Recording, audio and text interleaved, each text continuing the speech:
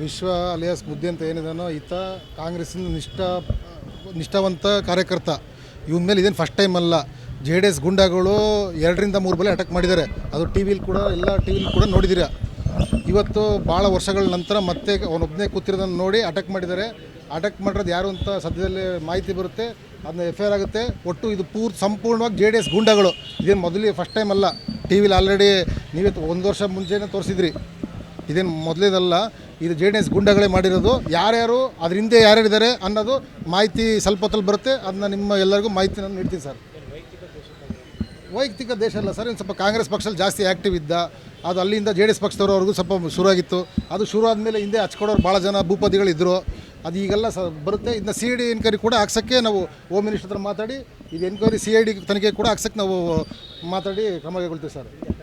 ಹಿಂದೆ ಅಟೆಂಪ್ಟ್ ಆಗಿತ್ತು, ನಿಮ್ಮ ಟಿ ವಿಗಳಲ್ಲೇ ಬಂದಿತ್ತಲ್ಲ ಸರ್. ಥ್ರೆಟ್ ಇತ್ತು. ಒಂದು ವರ್ಷ 2 ತಿಂಗಳು ಮುಂಚೆ ಅವನಿಗೆ ಅಟ್ಯಾಕ್ ಆಗಿತ್ತು ನ್ಯೂ ಬ್ರಿಡ್ಜ್ ರೋಡಲ್ಲಿ. ಇದು ಆಫ್ಟರ್ 1 ವರ್ಷ 2 ತಿಂಗಳು ಬಿಟ್ಟು ಮತ್ತೆ ಅಟ್ಯಾಕ್ ಆಗಿದೆ. ಇದು ಯಾರು ಏನು ಅನ್ನೋದು CID ತನಿಖೆ ಆದರೆ ಹೊರಗಡೆ ಬರುತ್ತೆ. ಅದನ್ನ ಹಾಕ್ಸೋಕ್ಕೆ ನಾವು ಸಂಪೂರ್ಣ ಪ್ರಯತ್ನ ಮಾಡ್ತೀವಿ, ಇದು ಹಾಕ್ಸ್ತೀವಿ.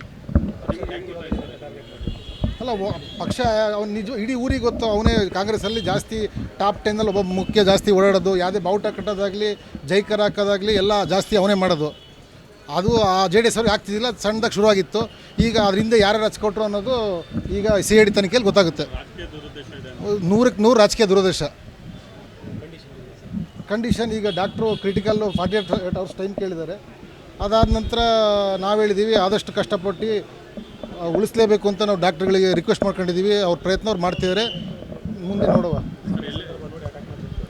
ಸಮಯ ಸಂದರ್ಭ ನೋಡಿ ಮಾಡಿದ್ದಾರೆ. ಒಬ್ಬರೇ ಕೂತಿರೋದು ನೋಡಿ ಯಾರು 6 ಜನ ಯಾರೋ ಹೊರಗಡೆ ಊರಿಂದೆಲ್ಲ ಬಂದಿದ್ರು ಅಂತ ಮಾಹಿತಿ ಇದೆ. JDS ಗುಂಡಗಳು ಸುಪಾರಿ ಕೊಟ್ಟಿದ್ದಾರೆ ಅಂತ. ಅದು ಈಗ ಸ್ವಲ್ಪ ಹೊತ್ತಲ್ಲಿ ವಿಷಯ ಗೊತ್ತಾಗುತ್ತೆ. ಆಮೇಲೆ ನಾನು ನಿಮ್ಮ ಮಾಹಿತಿ ಕೊಡ್ತೀನಿ ಸರ್. 2 ಕೈ ಕಟ್ಟಾಗಿದೆ, 1 ಕಾಲು ಕಟ್ಟಾಗಿದೆ, ತಲೆಗೆಲ್ಲ ಹೊಡ್ತಾ ಬಿದ್ದಿದೆ. ನಾನು ಈಗ ಒಂದು 30 ಸೆಕೆಂಡ್ ನೋಡ್ಕೊಂಬಂದೆ. ಮಿಕ್ಕಿದ ಅಪ್ಡೇಟ್ ಏನು ಅಂತ ಡಾಕ್ಟ್ರುಗಳಿಗೆ ವಿಚಾರಿಸಿ ನಿಮಗೆ ನಾನು ಮಾಹಿತಿ ಕೊಡ್ತೀನಿ ಸರ್. ನನಗೆ ಫೋನ್ ಬಂದು ಸರ್ ಹಿಂಗೆ ಅವ್ರ ಮೇಲೆ ಅಟ್ಯಾಕ್ ಆಗಿದೆ ಅಂತ. ಎಲ್ಲಿಂದ ಮ್ಯಾಕ್ಸ್ ಹಾಸ್ಪಿಟಲ್ ಇದ್ದಾರೆ ಅಂದರೆ ನಾನು ಸೀದಾ ಇಲ್ಲಿ ಬಂದೆ. ರಕ್ತ ಚರಿತ್ರೆ ಅಲ್ಲ ಸರ್, ಗುಂಡಗಳಲ್ಲ ಸರ್ ಮಾಡಿದ್ದಾರೆ. ಈಗ CID ಎನ್ಕ್ವೈರಿ ಒತ್ತಾಯ ಮಾಡ್ತೀವಿ. ಪೊಲೀಸರು ಯಾರು ಮಾಡಿದಾರೋ ಮಾಡಿಸಿದಾರೋ ಅವ್ರಿಗೆಲ್ಲ ಒಳಗಡೆ ಕೆಲಸ ಮಾಡ್ತಾರೆ. ಪೊಲೀಸರು ಅವ್ರ ಕೆಲಸ ಮಾಡ್ತಾರೆ ಸರ್. ಅದಾದ ನಂತರ ನಿಮಗೆ ನಾವು ಒಂದ್ಸಲ ಪ್ರೆಸ್ ಮೀಟ್ ಮಾಡಿ ಮಾಹಿತಿ ಕೊಡ್ತೀವಿ ಸರ್, ಏನೇನು ಅಪ್ಡೇಟ್ ಆಯಿತು ಅಂತ. ಬೆಂಬಲ ಅಂದರೆ ಪಾಪ ಅವ್ರ ಫ್ಯಾಮಿಲಿಗೆ ಹೇಳಿದ್ದೀನಿ ನಾನು. ಅದು ಸಂಪೂರ್ಣ ಖರ್ಚು ವೆಚ್ಚ ಏನಿದೆಯೋ ವೈದ್ಯಕೀಯ ನಾನೇ ವಹಿಸ್ಕೊಂತೀನಿ ಅಂತ ಹೇಳಿದ್ದೀನಿ. ನೀವು ಧೈರ್ಯವಾಗಿರಿ ಅಂತ ನಾನು ಅವ್ರಿಗೆ ಹೇಳಿದ್ದೀನಿ. ಕಾರ್ಯಕರ್ತರಿಗೆ ನೋಡಿ JDS ಅವರೆಲ್ಲ ಎಷ್ಟು ಈಗಲೇ ಅಧಿಕಾರ ಬರೋಕ್ಕಿಂತ ಮುಂಚೆನೇ ಹಿಂಗೆ ಮಾಡ್ತಾರೆ. ಇನ್ಮೇಲಾರು ಸ್ವಲ್ಪ ಅವ್ರ ಬುದ್ಧಿ ಅರ್ಥ ಮಾಡ್ಕೊಳ್ರಿ ಅಂತ ಹೇಳಕ್ಕೆ ಇಷ್ಟಪಡ್ತೀನಿ ಸರ್. ನಮ್ಮ ಧೈರ್ಯವಾಗಿರಿ, ಏನಾಗಲ್ಲ. ನಮ್ಮ ಕಾಂಗ್ರೆಸ್ ಪಕ್ಷ ಕಾರ್ಯಕರ್ತರಿಗೆ ಏನಾಗಲ್ಲ.